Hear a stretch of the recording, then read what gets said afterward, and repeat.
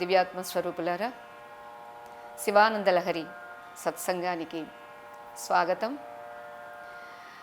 మనం 17వ శ్లోకంలో చెప్పుకున్నాము, నీ పరమభక్తులందరితో నిన్ను సేవించేటటువంటి 33 కోట్ల దేవతలతో పాటుగా నన్ను కూడా దర్శనం చేసుకునే సౌభాగ్యాన్ని నాకు కూడా ప్రసాదించు స్వామి అని కోరారండి. వశిష్ఠ మహర్షి దత్తాత్రేయ స్వామిని ప్రార్థించినప్పుడు ఎక్కడ వేంచేసి ఉన్నాడు అని అంటే, ఒకటి మనకి త్రికూట్ కోటప్పకొండ అంటారండి, రెండవది శ్రీకాళహస్తి దక్షిణ కాశీగా మనకి చెబుతారు, అక్కడ వేంచేసి ఉన్నారు. శ్రీకాళహస్తి వెళ్ళగానే మనకి దర్శనమిచ్చేది వాస్తవంగా దక్షిణామూర్తిని. అందుచేతే అక్కడ జ్ఞానావతారం కాబట్టే అమ్మ కూడా జ్ఞానప్రసూనాంబ. అంచేత జ్ఞానాన్ని ప్రసవింపచేస్తుంది, ప్రసాదిస్తుంది. స్వామి దక్షిణామూర్తిగా ఉన్నాడు కాబట్టి జ్ఞానాన్ని మనకి ప్రసరింపచేస్తాడు. ఇక ఇక్కడ మనకి ప్రధానంగా ఈ 18వ శ్లోకంలో ఏం చేస్తున్నారంటే, ఆచార్యస్వామి వారు నిరంతరము భగవంతుడా నీ పాదపద్మములను సేవించేటటువంటి ఆ దేవతా బృందములతో సమానంగా నన్ను కూడా, ఒక మోక్షార్థి అయినటువంటి నన్ను కూడా దయతో సంరక్షించవలసింది అని ప్రార్థిస్తున్నారండి. అంటే దేవతలతో పాటు సమానంగా ఉన్నప్పుడు సంరక్షించడా? సంరక్షిస్తాడండి. కానీ ఊరకనే ఉండలేక అమ్మ పెట్టే ముందే అమ్మ నాకు అన్నం పెట్టు అని అడిగినట్లుగానే, నాన్న అన్నీ ఇచ్చే ముందుగా నాకు అది ఇవ్వు ఇది ఇవ్వు అని అడిగినట్లుగానే ఇక్కడ భక్తుడు అడుగుతాడు. అడిగేటటువంటి హక్కు స్వతంత్రం ఉంది సుమా అని మనలో నిద్రాణమై ఉన్నటువంటి ఆ భక్తిని, నిద్రాణమై ఉన్నటువంటి ఆ జ్ఞానాన్ని జాగృతి చెయ్యడం కోసమని ఆచార్యస్వామి వారు ఇలా మనకి చెబుతున్నారు అనిపిస్తుందండి. త్వమేకో లోకానాం పరమఫలదో దివ్య పదవీ వహంతస్త్వన్మూలాం పునరపి భజంతే హరిముఖాః కియద్వా దాక్షిణ్యం తవ శివ మదాశా చ కియతి కదా వా మద్రక్షాం వహసి కరుణాపూరితదృశా.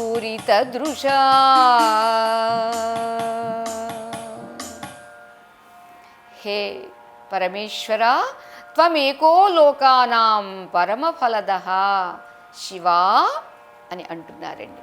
హే మంగళస్వరూప, లోకానాం లోకములకు, ఆ లోకంలో ఉన్నటువంటి లోకులకు అందరికీ కూడా పరమఫలదః చరమఫలము. ఏమిటది? మోక్షం. పరమఫలము చరమఫలము అయినటువంటి మోక్షాన్ని ఇచ్చేటటువంటి వాడివి త్వమేకః, నీవు మాత్రమే అని ఇక్కడ నిర్దేశిస్తూ ఉన్నారండి స్వామిని. త్వన్మూలాం, నీ కారణంగా లభించినటువంటి, అంటే నీ నుండి లభించినటువంటి దివ్య పదవీం వహంతః, దివ్యములైనటువంటి స్థానములను, ఆయా పదవులను అధిష్ఠించినటువంటి వారు ఎవరు? వారు హరిముఖాః. విష్ణువు, బ్రహ్మ మొదలైనటువంటి దేవేంద్రుడు మొదలైనటువంటి వారంతా పునరపి ఆయా స్థానాల్లో ఉన్నప్పటికీ కూడా వారు కూడా మోక్షకాములై నిన్నే సేవిస్తూ ఉన్నారు. పునరపి త్వామేవ భజంతే, నిన్నే భజిస్తూ ఉన్నారే. అందుచేత ఆ కారణంగా తవ దాక్షిణ్యం కియతీవా, నీ కారుణ్యము ఎంతటితో కదా, చెప్పనలవి కాదు కదా అని అంటున్నారండి. అంతేకాదు మదాశా కియతి, నీవు అటువంటి పెద్ద పెద్ద వారిని నీవు అనుగ్రహిస్తున్నావు అంటే, అంతటి వారికి కూడా మోక్షాన్ని ఇస్తున్నావు అంటే వాటి ముందు నా ఆశ ఏపాటిది, నా కోరిక ఏపాటిది, చాలా స్వల్పం కదా, చాలా చిన్నది కదా. కరుణాపూరిత దృశ, కరుణాపూర్ణమైనటువంటి నీ కటాక్ష వీక్షణములతో మద్రక్షాం కదా వహసివా, అటువంటి నీ కరుణతో నన్ను ఏ రీతిగా రక్షిస్తావో కదా, ఏ రీతిగా నన్ను కాపాడుకుంటావో కదా అన్నారండి. అంటే ఇక్కడ పరమేశ్వరుడు కాపాడుకుంటూనే ఉన్నాడండి. ఆ కాపాడుకునేటటువంటి స్వామిని కాపాడు అని ఇంకా బాగా ప్రార్థించడం వల్ల వేరే వేరే వాళ్ళ కాళ్ళు పట్టుకోకుండా, వేరే వేరే వాళ్ళను ప్రార్థించకుండా ఉంటాడు. ఎవరిని ప్రార్థిస్తే, ఎవరిని శరణు కోరితే అక్కడ ఒక్కచోటే మనం ఏ చరమ లక్ష్యం, ఏ చరమ స్థానాన్ని, పరమ పదవిని కోరుకుంటున్నాము అది అతడు మాత్రమే ప్రసాదిస్తాడు అని ఇక్కడ మనకి గుర్తు చేస్తున్నాడు. ఆచార్యస్వామి వారు గుర్తు చేస్తున్నారు. పరమశివుడు ఒక్కడే పరమ ఫలప్రదాత అని ప్రారంభిస్తారు. త్వమేకః అంటే ఈ ఏకశబ్ద నిర్దేశంతో నీ ఒక్కడివే పరముడివి, అంతేకాదండి, ఉన్నది ఒక్కటే కదా, ఏకం, ఉన్నది ఒక్కటే కాబట్టి అది ఇక్కడ నిర్దేశిస్తూ ఉన్నారు. నీ ఒక్కడివే పరముడివి, నీ ఒక్కడివే ప్రాప్యుడివి, నీ ఒక్కడివే శరణ్యుడివి అని ప్రార్థిస్తున్నారు. అలాగే పుష్పదంతుడు అనేటటువంటి ఒక గంధర్వుడు కూడా నృణామేకో గమ్యస్త్వమసి పయసామర్ణవైవ అని మహిమ్నా స్తోత్రంలో ప్రార్థిస్తాడండి. నృణాం ఏకః గమ్యః, నరులకి నీ ఒక్కడివే గమ్యం స్వామి, నీ ఒక్కడివే లక్ష్యం. ఎందుకని పయసాం అర్ణవైవ, నదులన్నింటికి ప్రవహించే నీటికి సాగరమే కదా గతి, సాగరమే కదా గమ్యము. అలానే జీవులందరికీ నీవే గమ్యము, నీవే లక్ష్యము అని స్వామికి గుర్తు చేస్తూ, మనందరికీ గుర్తు చేస్తూ ఇక్కడ కీర్తిస్తూ ఉన్నారండి. కాబట్టే శివేతరులైనటువంటి దేవతలందరూ కూడా సహస్రం వర్తంతే జగతి విబుధా క్షుద్రఫలద అని 4వ శ్లోకంలో మనకి కీర్తించారండి. అంచేత ఇక్కడ సాక్షాత్తు పరమేశ్వరుడు ఏమిటి అంటే మిగిలిన దేవతలందరూ చిన్న చిన్న అభీష్టాలని అన్నీ తీరుస్తారండి. కానీ ఇక్కడ చరమ అభీష్టం అంటే చివరి కోరిక ఏమిటండి? మోక్షం అండి. ఆ మోక్షం వరకు వెళ్ళేంతలోపుగా చాలా కోరుకుంటాడండి. ఏదేది కోరుకున్నా ఏ కోరిక సంతృప్తినివ్వదు. ఆ తరువాత గుర్తిస్తాడు, అరెరే ఇవి ఎన్నైనా సరే ఇంకా ఇంకా కావాలి అని అనిపిస్తుందే తప్ప దీనిలో తృప్తి లేదు. మరి నాకు తృప్తిని ఇచ్చేది ఏది అంటే స్వరూప ప్రాప్తి. అటువంటి స్వరూప ప్రాప్తిని ఎవరు ప్రసాదిస్తారు? ఆ పరమేశ్వరుడు మాత్రమే అని చెబుతూ ఇక్కడ మనకి పరిమితము నశ్వరము అయినటువంటి పరిచ్ఛిన్నము అయినటువంటి సుఖాలు సంతోషాలు మాత్రమే ఈ లోకంలో మనకి లభిస్తూ ఉన్నవి. మోక్షము అనేటటువంటి ఆ శివానందము అనేటటువంటి ఏదైతే ఉందో దాన్ని భూమా, యో భూమా తత్ సుఖం నాల్పే సుఖమస్తి భూమైవ సుఖం యో వై భూమా తదమృతం అని ఛాందోగ్యోపనిషత్తులో మనకి దీన్ని కీర్తిస్తారండి. ఏది భూమా అని అంటే అదిగో సాక్షాత్ స్వరూప స్థితియే భూమా, అదే మోక్షము. అటువంటి మోక్షాన్ని ఇవ్వగలిగినటువంటి వాడు పరమేశ్వరుడు ఒక్కడే. దేశకాలాది పరిమితులకు అతీతుడైనటువంటి వాడు. ఇతర దేవతలందరూ కూడా కల్పాంతంలో లయిస్తారు, ఒక కాల కక్ష్యకు లోబడి ఉంటారు. కానీ పరాశక్తి సమన్వితుడైనటువంటి సదాశివుడు ఒక్కడు మాత్రమే ఆ చర్మఫలమైనటువంటి సాయుధ్య ముక్తిని ప్రసాదించడానికి శక్తివంతుడవుతారు. అతడొక్కడే కల్పాంతంలో కూడా లయము కాకుండా ఉండేటటువంటి తత్వం. అంచేత సదాశివతత్వము అన్నారండి. అటువంటి ఆ తత్వస్వరూపుడు ఎవరు?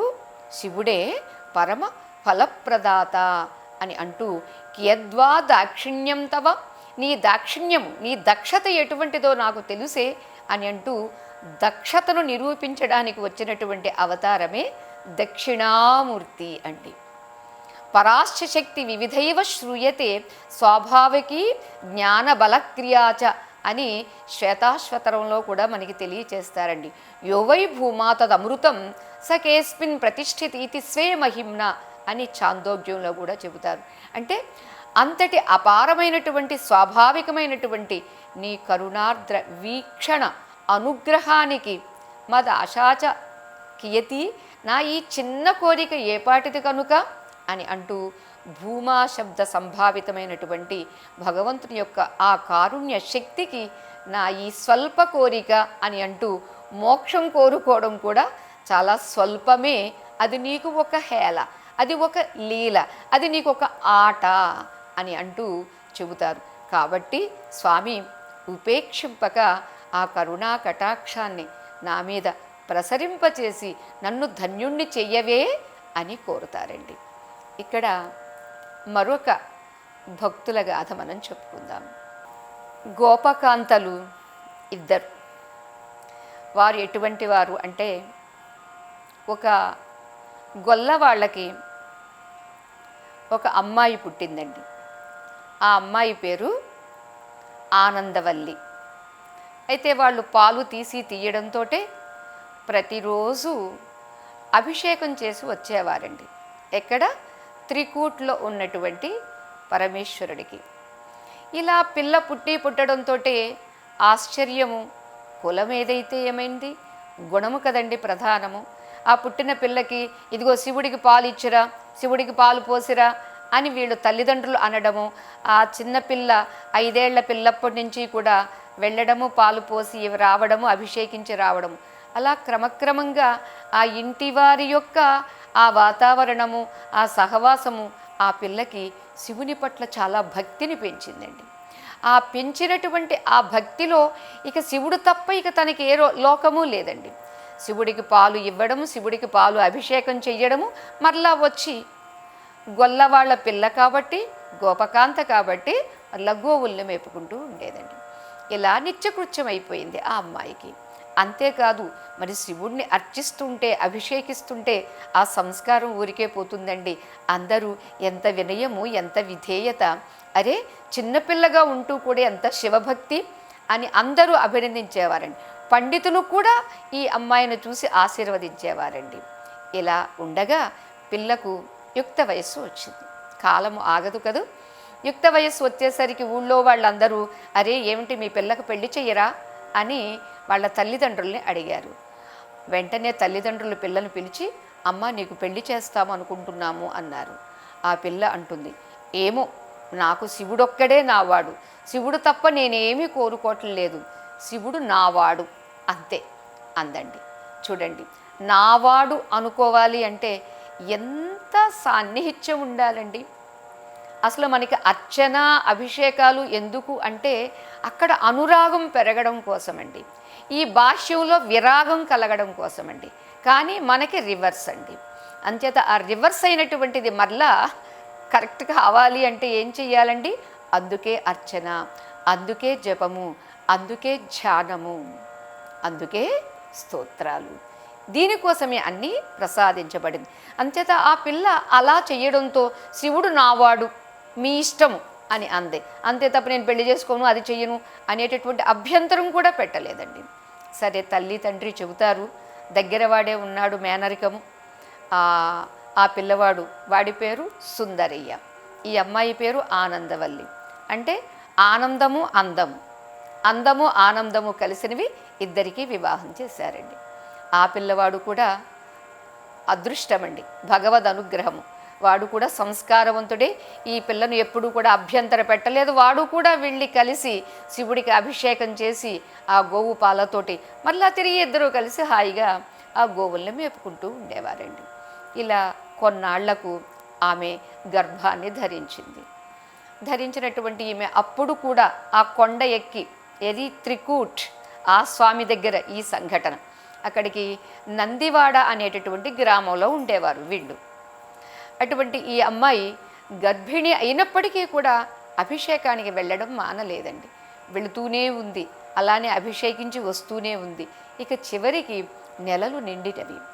ఈ నెలలు నిండినటువంటి ఈమె అభిషేకం చేద్దామని ఒకసారి పాత్ర పట్టుకుని వెళితే అక్కడ ఒక్కసారి పిలుస్తుందండి. పిలిచేలోపుగా ఆ పాత్ర అక్కడ పెడితే కాకి వచ్చి దాన్ని వంపేసింది. అయ్యో ఏమిటి ఇలా పాలు ఒలిగిపోయినవే అని అనుకుంటూ వెంటనే అంటుందండి, ఇక్కడి నుంచి ఎప్పుడూ కాకులు ఇక్కడికి రాకూడదు అని అనుకుంటుందండి. అంతేనండి, ఆనాటి శాపము ఇప్పటికి కూడా కాకులు రావట ఆ త్రికూట్ కొండపైన స్వామి దగ్గరికి. ఇక ఎప్పుడైతే అలా అన్నది తను మర్చిపోయింది కూడా, నేనేదో శపించాను, ఇంకా కాకులు రావట్లేదు నా గొప్పతనమే అనేటటువంటి ఆలోచన కూడా లేదండి. ఎందుకంటే గోపకాంత కదా. ఇక నెలలు నిండినవి, పైకి ఎక్కలేకపోతుంది. అప్పుడు పిలిచింది, శివా నేను అంతవరకు రాలేకపోతున్నాను, నీవే రావచ్చు కదా అని కోరిందండి. నీవే రావచ్చు కదా అంటే ఆయన వెంటనే సమాధానం చెబుతూ, నీవు పిలవలేదు కాబట్టి నేను రాలేదు, రమ్మనమంటే నేను వచ్చేస్తాను కదా అని అన్నాడండి. అయితే రా స్వామి అని. మరైతే నన్ను ఎక్కడ ఉండమంటావు? ఇక్కడ కాదు రా అని ఆమె, నేను ముందు వెళతాను నీవు రా అని అందండి. అలాగే నువ్వు ముందు వెళ్ళు, కానీ నువ్వు వెనక్కి తిరిగి చూడొద్దు సుమా, నువ్వు వెనక్కి ఎప్పుడు తిరిగి చూసావు నేను అక్కడ ఆగిపోతాను, అంచేత వెనక్కి తిరగకుండా నీవు ముందు వెళ్ళు, నిన్ను నేను అనుసరిస్తాను అన్నాడండి పరమేశ్వరుడు. అలా ఆమె ముందు వెళుతూ ఉంది, ఈయన అనుసరిస్తూ ఉన్నాడు. అయితే ఆయన ఒక్కడే వెళుతూ ఉంటే ఊరుకుంటారటండి. వారి శివగణము, రుద్రగణము వాళ్ళందరూ బయలుదేరారండి. ఆలోచిస్తే ఒక వీధిలో తిరిగేటటువంటి వాడే ఒక ఎమ్మెల్యేనో ఎంపీనో అయ్యారనుకోండి, ఓ అతను వస్తూ ఉంటే ఎంత పరివారము. అలాంటిదే ఇక్కడ మరి సాక్షాత్తు పరమేశ్వరుడు వస్తూ ఉంటే ఎవరు ఆగుతారండి? గణాలన్నీ బయలుదేరినవండి. ఓ పెద్ద కోలాహలం. ఏమిటా కోలాహలము, ఏమిటిది అని ఒక్కసారి పాపం ఈ ఆనందవల్లి వెనక్కి చూసిందండి. అంతే, వెనక ఆగిపోయాడండి. ఆగిపోయినటువంటి ఆ స్వామిని దర్శనం చేసి ఈమె చాలా పరవశిస్తుంది. అప్పుడే పురిటి నొప్పులు రావడము, ఆ పిల్లవాడిని ప్రసవించడము, ఆ ప్రసవించినటువంటి ఆ పిల్లవాడు తల్లి ఇద్దరూ స్వామి సందర్శనం చేసి అందరూ చూస్తూ ఉండగానే స్వామిలో లీనమైపోయారండి. అలా సాయుధ్యాన్ని పొందారండి. అప్పుడు స్వామి అంటాడండి, దానికి ముందు నీవు ఏ భక్తితో నన్ను పిలిచావో అటువంటి నేను ఇక్కడ నెలకొని ఉంటాను, ఎవరు వచ్చినా ముందుగా నీ దర్శనం చేసుకుని అప్పుడు నా దగ్గరికి రావాలి, అంచేత ఇక్కడ నీవు ఉంటావు, అక్కడ నేను ఉంటాను అని స్వామి చెప్పాడండి. అందుచేత వెళ్ళేటప్పుడు ఆమె దర్శనం చేసుకుని అప్పుడు పైకి వెళ్ళి స్వామి దర్శనం చేసుకోవడం అనేది ఇప్పటికీ పరిపాటి. అయితే ఇవాళ ఎవరికి సమయం లేకుండా అయిపోవడంతో ఎంత తొందరగా వెళ్ళాలి, వచ్చామని అక్కడ ఉన్నటువంటి ఒక పొలిటికల్ ఇన్ఫ్లుయెన్సో ఏదో తీసుకుని మేము వచ్చాము తొందరగా దర్శనం కావాలి అనేటువంటి ప్రతి దేవాలయాల్లో మనం అలా చేస్తున్నామండి. దానితో ఏ ఏ విశేషణాలు ఉన్నవి అనేటటువంటిది మనము కోల్పోతూ ఉన్నాం. అలా ఇక్కడ ఆ ఆనందవల్లి అనేటటువంటి ఆమె గోపకాంత అయినప్పటికీ, తానేమి విద్య నేర్వకపోయినప్పటికీ స్వామి ఆమె భక్తికి పరవశించి సాయుధ్యాన్ని ఇచ్చాడండి. అలానే ఇక్కడ ఆచార్యస్వామి వారు, స్వామి నీ దేవతాగణంతో పాటుగా నాకు కూడా అవకాశమిచ్చి నన్ను కూడా రక్షించుకోవే అని ప్రార్థన చేశారు. అది మనం తర్వాత శ్లోకం తర్వాత చెప్పుకుందాము. స్వస్తి.